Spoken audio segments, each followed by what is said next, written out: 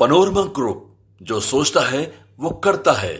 NDA एकदम intact है और सीट के हेरा फेरी में एनडीए कभी परेशान नहीं होगा और ना कभी ऐसी बातें आएगी कोई नाराज़ है कोई कुछ है। हाँ, इंटरनल बातें जब होती है, जब लोग बैठते हैं आपस में तो डिमांड सबके होते हैं। और तेजस्वी यादव जी सेल्फ प्रोक्लेम्ड मुख्यमंत्री अपने आप को घोषित कर दिए हैं, इसलिए घोषित कर दिए हैं कि हम बड़ी पार्टी हैं और हमारी बात मानना होगा, जैसे कि जो डिक्टेटरशिप हिटलरबाजी जिसको कहते हैं, तो उस तरह का माहौल वहाँ है। और 20 साल का जो माननीय नीतीश कुमार जी का जो एक कार्यकाल रहा है, उस कार्यकाल में उन्होंने क्या किया है और वो 15 साल उनका जो जंगल राज का कार्यकाल रहा है वो क्या हुआ है, तो ये दोनों के तुलनात्मक हम लोग को अध्ययन करके सभी कार्यकर्ताओं को ट्रेनिंग देना है और सबको ये समझाना है ताकि जनता के बीच में जाकर बातें रखें। क्या आगे आने वाले समय में जो है बिहार को भी सेव करने की तैयारी? निश्चित तौर पर देखिए, बिहार एक देश से जुड़ता है नेपाल से, और नेपाल की सीमाओं को आप देख रहे हैं कि खुला सीमा है और तो वहाँ पर सेंसिटिव है, और सेंसिटिव होने के कारण निश्चित तौर पर हम लोग के जो फोर्सेस हैं, हमारे बीएसएफ के जवान हो चाहे इन बिहार पुलिस हो, उनको तैयार रहना चाहिए, अलर्ट रहना चाहिए। सब एक तरीके से हैं और सब शांति से रहें, और शांति से हम रहेंगे, धैर्य से रहेंगे तो निश्चित तौर पर विजय तो हमारी होनी ही है। हम बहुत ही निर्णायक विजय, बड़ी विजय के रूप बढ़ जाएंगे, जहां पाकिस्तान नाम का कोई चीज़ नहीं रहेगा। इंडिया से वो निकला है, इंडिया में ही समा जाएगा। नमस्कार, आप न्यूज नेशन देख रहे हैं। मैं हूं आपके साथ वंदना। हमारे साथ बात करने के लिए हैं बिहार सरकार में मंत्री और हम पार्टी के राष्ट्रीय अध्यक्ष डॉक्टर संतोष कुमार सुमन। बिहार में विधानसभा का चुनाव होना है और लगातार बैठक भी हो रही है हम पार्टी की ओर से। क्या क्या रणनीति बन रही है, कितने सीटों पर चुनाव की तैयारी चल रही है बिहार में? देखिए, पार्टी के तौर पर तो हम लोग सभी सीटों पर तैयारी कर रहे हैं। 243 सीट बिहार में है और सब सीट पर हम लोग चाहते हैं कि हमारी मजबूत उपस्थिति हो और हमारे कार्यकर्ता भी मजबूती से खड़े रहें। ज़रूरत पड़ने पर अगर हमें वो सीट मिलती है तो सीट पर अपनी उपस्थिति दर्ज रहे और हम पार्टी का वहाँ पर धमक दिखे। जहाँ तक सीटों का सवाल है, आपसी तालमेल अभी तक उस तरह की बातें नहीं हुई है।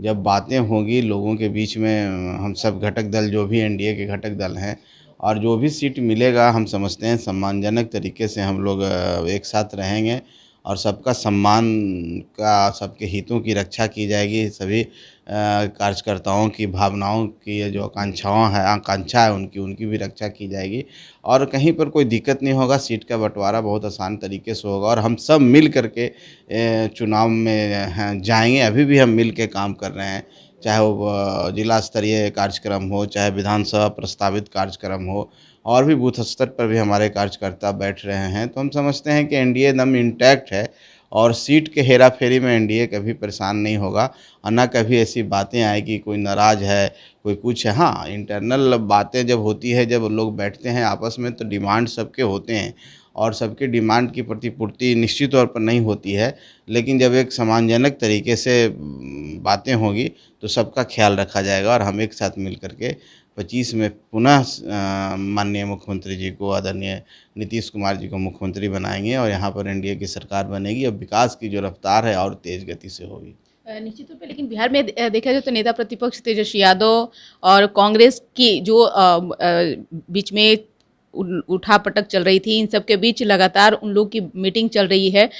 मुख्यमंत्री का चेहरा अभी तक महागठबंधन में भी फाइनल नहीं हो पाया, लेकिन आरजेडी के लोग तेजस्वी यादव की ही मोहर लगा रहे हैं। अब देखिए, पार्टी वाले तो लगाएंगे, हर पार्टी वाले अपने नेताओं को चाहते हैं कि वो मुख्यमंत्री बने, लेकिन एनडीए घटक दल ने जिस तरह से माननीय मुख्यमंत्री जी को बोला है कि इनके नेतृत्व में हम चुनाव लड़ेंगे और हमारे मुख्यमंत्री भी होंगे, तो इस तरह महागठबंधन में क्या, महागठबंधन में तो हमेशा उत्सृंखल लोग रहते हैं और सब अपने अपने तरीके से काम करते हैं। आपने इंडिया गठबंधन का हर्ष देखा होगा चुनाव से पहले, जो एमपी चुनाव से पहले बना था, और किस तरह से मीटिंगों का दौर हुआ और बाद में जब चुनाव लड़ने लगे तो सब अलग थलग हो गए।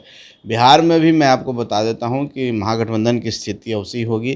कांग्रेस और ये सब अभी दिख रहा है, बैठकों का दौर चल रहा है, लेकिन सबके डिमांड बहुत हाई हैं और उनके डिमांड इतने ज़्यादा हैं कि 243 नहीं 543 भी उनके लिए कम पड़ता है। तो जब इतनी अति महत्वाकांक्षा है और लोग महत्वाकांक्षा के लिए ही आया है, कोई विचारधारा की बात नहीं है, कोई बिहार को विकास करने की बात नहीं है। सबकी अपनी महत्वाकांक्षा, जो व्यक्तिगत महत्वाकांक्षा है, उसके लिए आया है। तो हम समझते हैं कि जब इस तरह के ग्रिडनेस जब आ जाता है तो कोई गठबंधन नहीं चलता है, कोई भी इस तरह की बात नहीं चलती। गठबंधन का मतलब होता है त्याग, गठबंधन का मतलब होता है कि हम जिन मुद्दों को लिए, जिन उसूलों के लिए आए हैं, वो सब की कमी है। और तेजस्वी यादव जी सेल्फ प्रोक्लेम्ड मुख्यमंत्री अपने आप को घोषित कर दिए हैं। इसलिए घोषित कर दिए हैं कि हम बड़ी पार्टी हैं और हमारी बात मानना होगा, जैसे कि जो डिक्टेटरशिप, हिटलरबाजी जिसको कहते हैं, तो उस तरह का माहौल वहाँ है। और कांग्रेस हम समझते हैं कि अपने तरीके से मेहनत कर रही है, और कांग्रेस में थोड़ा-सा भी अगर रहेगा कि हम किसी के बैसाखी पर नहीं रहें, तो चुनाव अलग भी लड़ सकती है। और बिहार में देखिए कि बहुत खेल होने वाला है, सब अपनी-अपनी राह को अपनाएँगे। और अभी तक उनके तरफ से कोई सी घोषणा नहीं हुई है कि तेजस्वी यादव जी मुख्यमंत्री बनेंगे। ये सेल्फ प्रोक्लेम्ड मुख्यमंत्री अभी अपने आप को घोषित कर रहे हैं कि हम उसके कैंडिडेट हैं, और रात में सपना देखते हैं कि हम मुख्यमंत्री बन गए हैं। सुबह जब उठते हैं तो बेचारे को धरातल नज़र आती है। तो इस छटपटाहट में हैं, और अपने आप को जितना जल्दी लग रहा है कि समय से पहले कोई चुनाव के पहले ही कोई उनको मुख्यमंत्री बना दे, तो उसके लिए भी वो तैयार हैं। तो ये सब बहुत ही अजीब स्थिति है, ना उनके पास नीति है, ना नेता है। तो हम नहीं समझते हैं कि कहीं पर वो टिक पाएँगे, सिर्फ सपने देखेंगे, लड़ाई-झगड़ा उनकी होगी, लेकिन अंततः एनडीए की सरकार बननी है, और एनडीए की सरकार ही विश्वास के साथ, विकास के साथ विकास कर सकती है। और जनता का जो भलाई होता है, किसी भी क्षेत्र में हो, शांति हो और भी जो है उसको कर सकती है। और हम लोग पूरी तरह से आशान्वित है, जनता का आशीर्वाद हम लोग के साथ है, और हम लोग 25 में भारी बहुमत से, इवन आप 2010 की जो प्रदर्शन था उससे कहीं ज़्यादा हम लोग सीटों से चुनाव जीतने जा रहे हैं।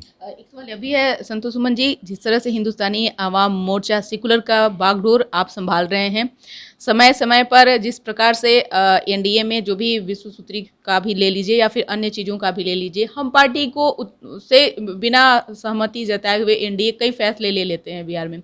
क्या आगे भी इस तरीके का होगा तो आप चुप रहेंगे बिहार में? देखिए, ऐसी बात नहीं है कि हम पार्टी की सहमति नहीं ली जाती है। देखिए, वो कभी होता रहता है, जब किसी गठबंधन में है, किसी परिवार में है, तो कम बेसी होता रहता है। लेकिन ऐसी बात नहीं है कि हम लोगों को कोई चीज़ को डायलेमा में रखा जाता है या हमें बताया नहीं जाता। बातें सब होती हैं, और निश्चित तौर पर आपका जो महत्वाकांक्षा, आपका जो कार्यकर्ताओं का डिमांड है, वो हाई होता है, और हम उसको पूरा नहीं कर पाते हैं, बस इतनी ही बात है। लेकिन ऐसा नहीं है कि हम डार्क में रहते हैं या हमें पता नहीं होता है, सारी बातों की स्पष्टता होती है। और अभी पिछले दिनों देखेंगे कि माननीय मुख्यमंत्री जी ने जितने भी घटक दल थे, सबको बुलाया, सबसे वार्ता की, और सबसे उन्होंने ये बात कहा कि किन मुद्दों को लेके हम लोग को जनता के बीच में जाना चाहिए। और 20 साल का जो माननीय नीतीश कुमार जी का जो एक कार्यकाल रहा है, उस कार्यकाल में उन्होंने क्या किया है, और वो 15 साल उनका जो जंगल राज का कार्यकाल रहा है, वो क्या हुआ है। तो ये दोनों के तुलनात्मक हम लोग को अध्ययन करके सभी कार्यकर्ताओं को ट्रेनिंग देना है, और सबको ये समझाना है, ताकि जनता के बीच में जाकर बातें रखें। जहाँ तक बात कर रहे हैं जो विश्व सूत्री 20 पॉइंट की बात जो प्रखंड स्तर पर है, तो हमारे पार्टी के सभी लोगों को भी समाहित किया गया है। हर प्रखंड में, कुछ ऐसा प्रखंड है जहाँ नहीं हो पाया, वो कुछ कारण होंगे, या तो लिस्ट हमारे तरफ से, या कन्फ्यूज़न होगा, तो जितने भी घटक दल हैं, सबके लोगों को समाहित करने की कोशिश की गई है। हाँ, ये अलग मामला है कि भारतीय जनता पार्टी जो जनता दल यूनाइटेड के ज़्यादा सदस्य हैं, लेकिन वो भी हम लोग ने बातें की है, आपसी मंडट खाने बात जो होती है, जो टेबल पर बात होती है, वो उनके तरफ से आश्वासन है कि हम लोग को और भी प्रतिनिधित्व वहाँ नहीं है तो कहीं और मिलेगा। तो हम समझते हैं कि बहुत ही शांत और सौम्य वातावरण है, और हम लोग बहुत ही सम्मानजनक तरीके से एक साथ जुड़े हुए हैं, और ये एकता हम लोग को निश्चित तौर पर 25 में नज़र आएगी। अभी जिस तरह से भारत और पाकिस्तान के बीच तनाव की स्थिति बनी हुई है, युद्ध जैसी स्थिति अब बन चुकी है, इन सब के बीच आप कैसे देख रहे हैं? वहीं प्रधानमंत्री नरेंद्र मोदी सभी लोगों से एकजुट होने की अपील भी कर रहे हैं। निश्चित तौर पर जब देश की अस्मिता का सवाल है, तो हम सबको एक होना ही चाहिए, चाहे हम किसी रोल में हैं, चाहे आप मीडिया में हैं, चाहे हम लोग राजनीतिक जीवन में हैं, किसी भी, हर यहाँ का एक एक व्यक्ति को देश के साथ खड़ा होना चाहिए, क्योंकि देश है तभी हमारा स्वाभिमान है, और तभी हम सब हैं। और हम समझते हैं कि आज का भारत, पहले के भारत को नया लोग आंकना शुरू करें, वो भारत की बात अलग थी। आज का जो विकसित भारत है, आज का जो शक्तिशाली भारत है और एक शक्तिशाली और कुशल नेतृत्व हमारे आदरणीय प्रधानमंत्री जी का है, तो आज निश्चित तौर पर प्रधानमंत्री जी ने मैसेज दिया है, देश ने मैसेज दिया है कि हमारे साथ अगर तुम हमारे ऊपर आँख दिखाओगे तुम्हारे आँख निकालने का काम करेंगे। और जिस तरह से हिमाकत पाकिस्तान ने किया हमारे के यहाँ पुलवामा में, हमारे परिवार के सदस्य, हमारे लोग शहीद हुए और उसका बदला भारत ने घुस करके उनके 9 आतंकी ठिकानों को नष्ट करने का काम की है। और जब भी वो प्रतिकार करेंगे, जब भी वो उधर से कुछ ऐसी बातें आएगी, भारत करारा जवाब दे रहा है। और हम समझते हैं कि भारत के सामने पाकिस्तान की कोई बिसात नहीं है, कोई क्षमता नहीं है। अगर वो ज़्यादा उतावला होंगे तो पाकिस्तान का जो नक्शा पर जो पाकिस्तान दिखता है वो बहुत जल्द ख़त्म हो जाएगा। लेकिन उन लोग भी समझते हैं, खाली दिखाने के लिए जनता उनका भी बोल रही है कि प्रेशर है कि कुछ करो, कुछ छिटपुट घटनाएं करते रहते हैं, छोटे मोटे चीज़, लेकिन वो भी समझ रहे हैं वहाँ भी डर का माहौल है। अब बहुत जल्द हम अगर नहीं मानेंगे तो जो हमने पीओके की बात की, और चाहे और भी बलूचिस्तान देखिए वहाँ पर अलग होने के कगार पर है, वहाँ पर अफ़गानिस्तान भी घुसा हुआ है। तो एक ऐसा देश है जो कर्ज में डूबा हुआ है, एक ऐसा देश है जहाँ गृह युद्ध छिड़ा हुआ है, एक ऐसा देश है जहाँ पर लोग वहाँ पर अलग हटने के, एक अलग देश बनाने की बात कर रहे हैं। वो कितना टिकेगा? लेकिन थोड़ी सी हिमाकत है, थोड़ी सी गलतफहमियां हैं उन नेताओं को, लीडरानों को जो आतंकी पैदा करते हैं। लेकिन इससे कुछ नहीं होगा। 10 दिन के अंदर सब लोग देखिएगा एक शांति हो जाएगा और वो देश का नाम कुछ हिस्सा वहाँ से कटेगा और वो मानचित्र में दूसरे जगह जुड़ेगा या भारत में जुड़ेगा। अभी सभी जगह इसका असर देखा जा रहा है। भारत पाकिस्तान के भी जो स्थिति अभी बनी हुई है उसका असर, बिहार के भी आसपास बॉर्डर का भी निरीक्षण मुख्यमंत्री नीतीश कुमार जो है कर रहे हैं। क्या आगे आने वाले समय में जो है बिहार को भी सेफ करने की तैयारी चल रही है? निश्चित तौर पर देखिए, बिहार एक देश से जुड़ता है, नेपाल से, और नेपाल की सीमाओं को आप देख रहे हैं कि खुला सीमा है। और तो वहाँ पर सेंसिटिव है, और सेंसिटिव होने के कारण निश्चित तौर पर हम लोग के जो फोर्सेस हैं, हमारे बीएसएफ के जवान हो चाहे बिहार पुलिस हो, उनको तैयार रहना चाहिए, अलर्ट रहना चाहिए, सतर्कता बरतनी चाहिए। अगर आप नहीं सतर्कता बरतिएगा तो पाकिस्तान तो इसके लिए जाना जाता है कि फ़िदायन हमला कराता है, वो लोगों को भेज देता है। तो पाकिस्तान वो जो जोन है, हम समझते हैं कि जो बिहार का और नेपाल का बॉर्डर का जोन है, जो सॉफ्ट उन लोग समझ रहे हैं, तो वहाँ से भी घुसने की कोशिश की सकते हैं। तो हम लोग को हर तरीके से सतर्क रहना होगा। जब एक बड़ी लड़ाई और एक निर्णायक लड़ाई आप लड़ने के लिए आगे बढ़ते हैं तो ऐसा नहीं है कि आपके दुश्मन आपके ऊपर वार नहीं करेंगे। हमको किसी को कमज़ोर समझ कर नहीं लड़ना चाहिए। हमें ये लड़ना चाहिए कि हम जब लड़ाई में हैं तो हमको चारों तरफ से हमारे ऊपर वार होगा। तो सतर्कता बढ़ती जा रही है, और बिहार में नहीं, दूसरे जैसे यूपी में भी ऐसी बातें हो रही है, और भी स्टेट जो बॉर्डरिंग इलाका खास करके है, जैसे राजस्थान का इलाका है, वहाँ पर सतर्कता बढ़ती जा रही है। और हम लोग सब सतर्क हैं, हम लोग हैं, आप हैं, सब सतर्क हैं, और सब मिल कर के ही देश को आगे बढ़ा सकते हैं, सब मिल कर के ही देश के गौरव को बचा सकते हैं। कोई एक व्यक्ति आपको लीड कर रहे हैं, लेकिन हम सबको पीछे खड़ा रहना चाहिए। और इस विकट स्थिति में चाहिए, इस संकट की घड़ी मान लेते हैं हम, तो इसमें हम सब एक हैं, सब भारतीय हैं, और भारत माता के सब हम लोग सपूत हैं। हम समझते हैं कि उनकी रक्षा के लिए हम लोग सक्षम हैं। ज़रूरत पड़ा तो हम लोग भी जा सकते हैं, और जिस रोल में हम लोग को रखा जाएगा हम लोग भी काम करने के लिए तैयार हैं। इस स्थिति में लोगों से क्या अपील करेंगे, लोगों को क्या मैसेज देना चाहिए? देखिए, अभी की स्थिति में जो हो रहा है, आज का जो दौर है, सोशल मीडिया का, जो इंटरनेट का दौर है, बहुत तरह के फेक न्यूज़ चलाए जाते हैं, पैनिक क्रिएट किया जाता है। और पैनिक क्रिएट करना एक सुनिश्चित तरीके से भी किया जाता है, साइबर अटैक किया जाता है। तो हम जनता से, अपने भाइयों से ही कहेंगे कि शांति बनाए रखें, सरकार पर विश्वास रखें, अपने लीडर आदरणीय नरेंद्र मोदी जी पर विश्वास रखें, अपने सैन्य शक्ति पर विश्वास रखें, सेना पर विश्वास रखें, उन सपूतों पर विश्वास रखें जो सरहद पर आपके लिए गोली खाने के लिए। और हम सबको शांति से रहना है, पैनिक नहीं होना है।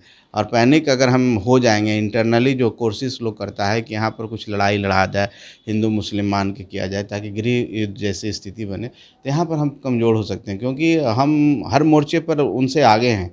ये मोर्चा इन लोग चाह रहा है कि किसी तरह से हमला करो, किसी तरह से परेशान करो, मंदिर में ब्लास्ट कर दो, चाहे कुछ कर दो, मस्जिद में जाके कुछ कर दो, लेकिन इससे कुछ फ़र्क नहीं पड़ता है। हम सब भारतवासी एक हैं, चाहे हिंदू हो मुस्लिम हो, सब एक तरीके से हैं, और सब शांति से रहें।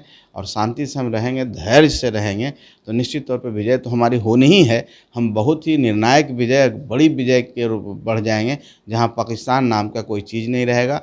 इंडिया से वो निकला है, इंडिया में ही समा जाएगा। बहुत बहुत शुक्रिया बात करने के लिए। तो आपने सुना कि क्या कुछ कहना था हम पार्टी के राष्ट्रीय अध्यक्ष और बिहार सरकार में मंत्री डॉक्टर संतोष कुमार सुमन का। इस पर बस इतना ही। अपना ओपिनियन जरूर कमेंट बॉक्स में दीजिएगा। धन्यवाद।